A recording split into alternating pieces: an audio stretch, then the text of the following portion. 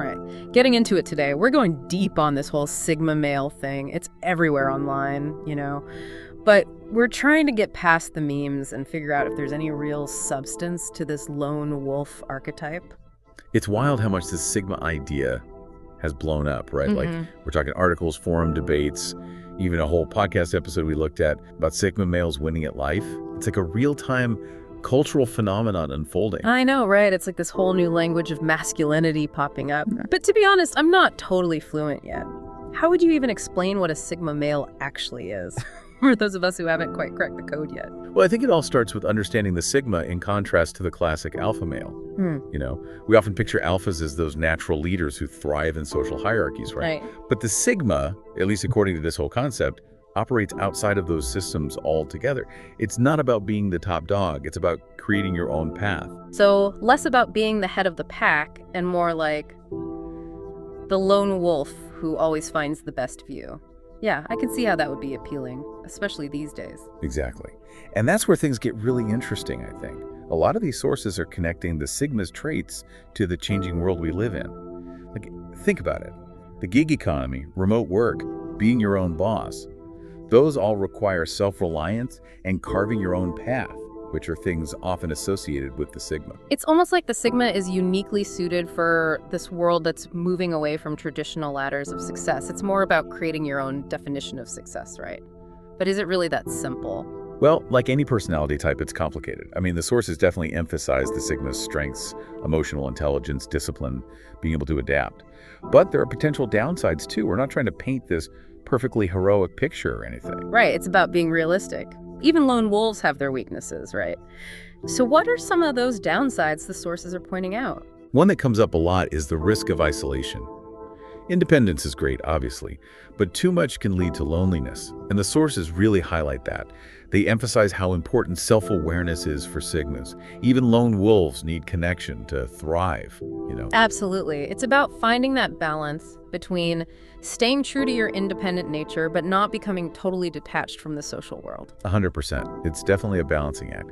And speaking of forging your own path, there's this one source, it's a fascinating psychological analysis, actually, that really digs into how the Sigma male is inherently driven by this need for self-discovery. It's less about fitting in and more about breaking the mold completely. Now that's a powerful image, right? Shattering expectations instead of trying to squeeze into them. I can see why that would really resonate with people, especially now. We're constantly bombarded with messages about who we should be and what we should want. Yeah, and that's where this whole winning at life thing comes in. Remember that podcast episode we looked at? It basically defines winning, not as material success, but as living authentically and achieving personal fulfillment. So it's less about climbing the corporate ladder and more about climbing your own internal ladder of self-discovery and growth. That's a pretty radical idea. How do you actually do that, though? I mean, that's the million-dollar question, right? These sources don't exactly offer a step-by-step guide to winning, which is probably a good thing because life is messy. But they do make some pretty compelling arguments for why this Sigma approach could actually be advantageous. Okay, now you've got me really curious. What are these arguments? And how well do they hold up under scrutiny? Well, a lot of it hinges on this whole alpha versus Sigma debate, which honestly some sources get a little too worked up about. Yeah. But I think it's a good place to start unpacking these arguments. All right, so let's dive into this alpha versus Sigma showdown. May the best archetype win, right? Well, it's not really about one being better than the other. That's an oversimplification, which, to be fair, some of the sources fall into. It's about acknowledging that different traits are valuable in different situations. The traditional alpha traits, leadership, assertiveness, those are still super important in a lot of areas. Yeah, absolutely. Especially in fields like business or politics, you often see those qualities as essential for success. Exactly. But what these sources argue is that the Sigma's ability to operate outside those traditional power structures actually gives them an advantage in today's world. They're not waiting around for permission or validation. They're making their own rules, It's like they're playing a different game entirely, and maybe, just maybe, they've figured out the new rules better than anyone else. That's the heart of it. It's not that alphas are bad and Sigmas are good. It's more that the idea of success is changing, and traits like adaptability and being independent might actually be more important now. Which makes me wonder, if the very definition of making it is evolving, Are we seeing the future of masculinity unfold with this whole Sigma thing? Is that what's happening here? That's a question worth exploring more, definitely. But before we get ahead of ourselves, we should probably circle back to those potential downsides we touched on earlier. As appealing as this Sigma ideal might sound, it's important to look at those pitfalls of the whole lone wolf approach. Because even with your own rulebook, you're still playing in a world that values things like collaboration and social skills. Exactly. And that's where those downsides, the isolation, the difficulty with teamwork, those can become real problems if someone takes the lone wolf thing too far. So then how do you walk that tightrope? How do you balance that desire for independence with the need to connect and work with other people? That's where the nuance comes in. It's not about becoming a caricature of a lone wolf. It's about recognizing which parts of that Sigma archetype really resonate with you. The self-awareness, discipline, adaptability, and then figuring out how to integrate those into your life in a way that feels both authentic and productive. It's about knowing your strengths, but also knowing your weaknesses, and then finding your own way of navigating the world in a way that feels right for you, not for some archetype. 100%. It's self-discovery, not about forcing yourself into some predefined box. The real question isn't, am I a Sigma male? It's, what speaks to me about this, and how can it help me grow? That's a good point. It's not about labeling yourself, it's about understanding yourself better. And speaking of understanding, there's one part of the Sigma male thing we haven't really talked about, how they relate to traditional power structures. Even if they're not looking for validation from those structures, they still have to exist in a world where those structures are everywhere. That's a great observation, and honestly, I think it deserves its own deep dive, because it brings up so many questions about how Sigmas deal with a world that often rewards people for fitting in and following the rules, even while they're off creating their own paths. Yeah, it's like they're caught between two worlds, the world of tradition and the world of self-creation. How do you reconcile that? That's a question we'll definitely have to unpack further. But first, I think we can spend some time on another layer of this Sigma puzzle. The potential downsides of going against the grain. Even lone wolves get lonely sometimes. And navigating a world that often values conformity can be really challenging. Yeah, that's true. No archetype, no matter how appealing it seems, is without its challenges. Let's dig into those a bit deeper. What are the real risks of buying into this Sigma male ideal too much? One thing that comes up again and again in these sources is how isolating it can be. Like we were saying, being independent's great and all, but there's a flip side to everything. Even if a Sigma doesn't need constant praise or whatever, there's still human rights. Connection's important. Yeah, it's like that saying, no man is an island, right? Even lone wolves need to run with the pack sometimes. But I'm curious, how do you balance that? It seems tricky, needing that connection, but also wanting to be independent, very Sigma. How do you make those two things work? It's a balance, for sure. And there isn't one right answer for everyone. But one thing that these sources keep coming back to is self-awareness. You got to recognize when you need that connection, even if you're the most independent person on the planet. And then it's about finding ways to actually make those connections happen in a way that feels right for you, even if it means getting a little outside your comfort zone. Which probably looks different for someone who's wired to be more of a lone wolf, right? It's not as simple as just saying, go out and be more social. Exactly. And that's where the adaptability comes in, and the emotional intelligence. It's about reading the situation. Sometimes it makes sense to embrace that inner lone wolf, or sometimes you need to connect with the pack. Knowing when to play which hand, basically. Yeah, exactly. And that actually leads into another potential downside the sources talk about, struggling with traditional teamwork. That makes sense, right? As much as we're moving toward more individualistic ways of working, being able to collaborate is still super important. Oh, for sure. And a Sigma's independent nature, while it can be a huge asset, can also cause some friction when you're in a situation where teamwork is essential. Because they're used to doing things their own way. Right. That independent streak can be a strength, but it can also lead to clashes. One article even brought up Elon Musk, who often gets labeled a Sigma, by the way, in his whole management style. Apparently his single-mindedness can rub some people the wrong way. Not saying that's good or bad, but it just shows how that tendency can play out in real life, So then how does a Sigma, or anyone for that matter, learn to navigate those situations where you absolutely have to work as a team? It goes back to what we were saying about self-awareness and being adaptable. You have to recognize that even the most independent person benefits from collaboration. That the whole is greater than the sum of its parts and all that. Exactly. And being willing to set aside your ego a little bit, listen to other people's ideas, and figure out how your unique skills can contribute to the group effort. The sources that really went deep into this stuff actually argued that this is where sigmas, being as self-aware as they're often portrayed, can actually thrive. They have this ability to recognize when their individuality is helpful and when they need to adjust for the sake of the team. Interesting. So even with all this emphasis on being independent, being able to work well with others is still super important. It's crucial. No one achieves success in a bubble. Okay, so we've covered some potential downsides, but before we move on, I want to circle back to something you mentioned before about how sigmas relate to traditional power structures. Like, even if they don't buy into the traditional paths to power, those structures still exist. They don't just disappear. That's a really important point.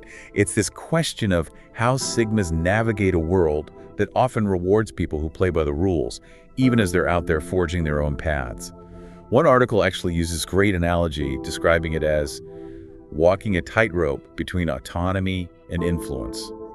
So how do they do it? How do you walk that tightrope? It's complicated. Honestly, I think it deserves a deep dive of its own. But for today, I think the key takeaway is to remember the sigma's potential for being innovative and disruptive.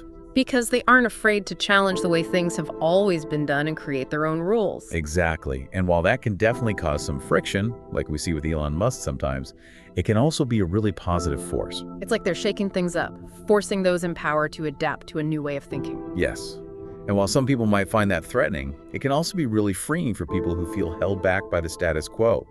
One study we looked at actually suggested that people who strongly identify with the Sigma archetype are more likely to become entrepreneurs or work in creative fields, which makes sense, right?